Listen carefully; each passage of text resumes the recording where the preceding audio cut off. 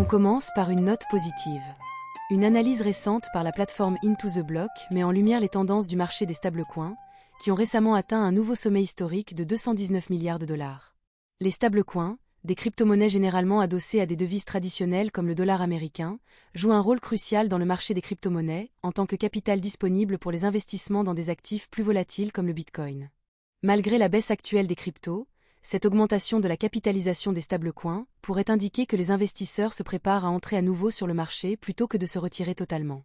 Historiquement, des pics dans la capitalisation des stablecoins coïncident avec des sommets de cycle pour Bitcoin, ce qui fait que cette tendance pourrait suggérer que le marché n'est pas encore entré dans un cycle baissier. Le prix de Toncoin, le TON, a connu une envolée de plus de 20% suite à la libération de Pavel Durov, le fondateur de Telegram, qui avait été contraint de rester en France depuis son arrestation en août 2024. On se souvient qu'à ce moment le Toncoin avait connu une chute de plus de 35%. Pavel Durov, qui est également un fervent défenseur de la liberté d'expression sur Internet, a été arrêté en raison de présumées accusations de ne pas avoir modéré le contenu sur la plateforme Telegram.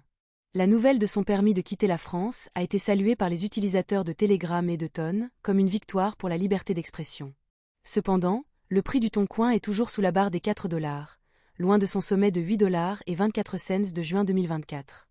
Esther Perse, commissaire à la SEC, préconise une réforme majeure de la manière dont l'agence américaine aborde la régulation des actifs numériques.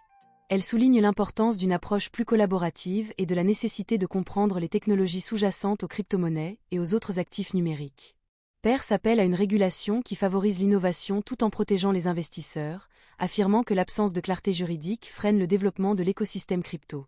La création d'un groupe de travail sur les crypto-monnaies a pour but d'explorer comment la SEC peut mieux s'adapter à ce paysage en évolution rapide, en équilibrant sécurité financière et croissance économique. Ça change de l'équipe précédente, et ça marque un tournant dans la façon dont sont perçues les crypto-monnaies. La réserve stratégique de Bitcoin a été annoncée récemment par le président Donald Trump, avec l'objectif de faire des États-Unis la « crypto capital of the world ».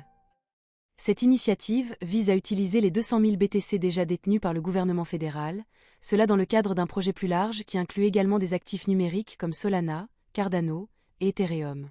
Cette réserve, qui provient principalement de Bitcoin confisqués, a suscité des réactions mitigées, certains économistes voyant d'un bon œil cette stratégie, tandis que d'autres la critiquent comme une approche risquée pour la gestion des finances publiques.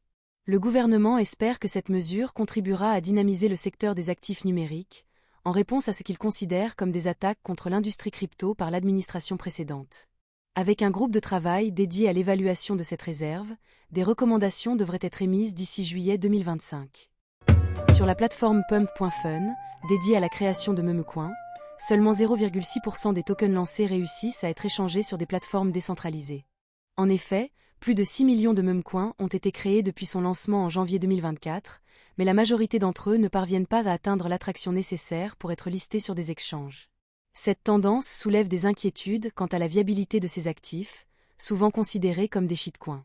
Les utilisateurs de Pump.fun peuvent créer et échanger des tokens presque instantanément, favorisant une approche axée sur le divertissement, mais entraînant également une forte volatilité et des pertes pour de nombreux investisseurs. Le système judiciaire britannique a rendu un jugement définitif contre James Howell, l'empêchant d'effectuer des recherches dans une décharge où il pense que son disque dur, contenant la clé privée de 8000 bitcoins, a été jeté. Howell a perdu cette précieuse unité de stockage en 2013, et depuis, il a tenté de convaincre le Newport City Council d'autoriser une excavation coûteuse sur le site. Le conseil a refusé, invoquant des préoccupations environnementales et financières, et a soutenu que le dispositif est désormais sa propriété. Le montant estimé des bitcoins perdus s'élève aujourd'hui à environ 597 millions de livres, soit près de 751 millions de dollars. Malgré ses efforts pour récupérer les données, la Cour a statué qu'il n'y avait aucune chance de succès dans sa demande.